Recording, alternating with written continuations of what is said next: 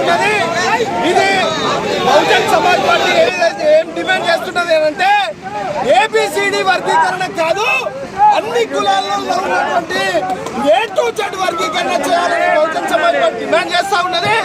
ఈరోజు BJP party ఈరోజు SC కులాలను విడదీసి ఎస్సీ కులాల యొక్క ఐక్యతను యూనిటీని దెబ్బతీసి ఈరోజు భారత రాజ్యాంగాన్ని రద్దు చేసే కుట్రలో భాగంగా ఈరోజు వర్గీకరణను అమలు చేసే దిశగా వెళ్తా ఉన్నది. బహుజన్ సమాజ్ పార్టీ దీన్ని పూర్తిగా వ్యతిరేకిస్తా ఉన్నది. ఈరోజు బీసీ కులాలలో ఏబిసిడి వర్గీకరణ జరిగింది, ఆ కులాలకు ఏమైనా న్యాయం జరిగిందా అని బహుజన్ సమాజ్ పార్టీ అడుగుతా ఉన్నది.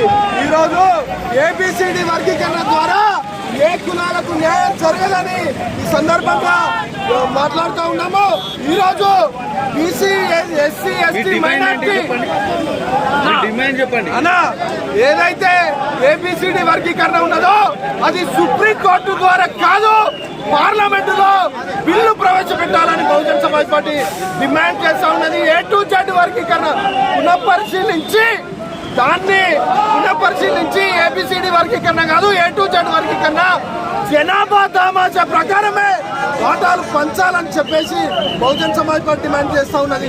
వెనుకబాటుతనాన్ని కాదు, ఈ రిజర్వేషన్ వచ్చింది వెనుకబాటుతనాన్ని ఉద్దేశించి కాదు, ఎకనామికల్ గా ఉద్దేశించి కాదు, కుల వివక్షతను ఆధారం చేసుకొని అణిచివేతను ఆధారం చేసుకొని వచ్చినటువంటి రిజర్వేషన్లు.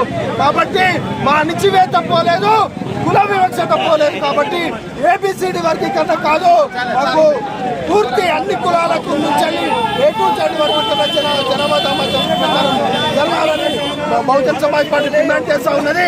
మా ఎస్సీ ఎస్టీ బీసీ కులాలను రాజ్యాధికారానికి దూరంగా ఉంచడం కోసమే ఈరోజు బీజేపీ పార్టీ కుట్ర చేసి ఏబిసిడి వర్గీకరణ తీసుకొచ్చింది. కాబట్టి దీన్ని పూర్తిగా వ్యతిరేకిస్తూ ఈరోజు వరంగల్ కేంద్రంగా ఈరోజు ధర్నా కార్యక్రమం భారత్ బంద్ ను నిర్వహించడం జరుగుతూ ఉన్నది. శనియరపు రాజు, బహుజన్ సమాజ్ పార్టీ రాష్ట్ర కార్యదర్శి.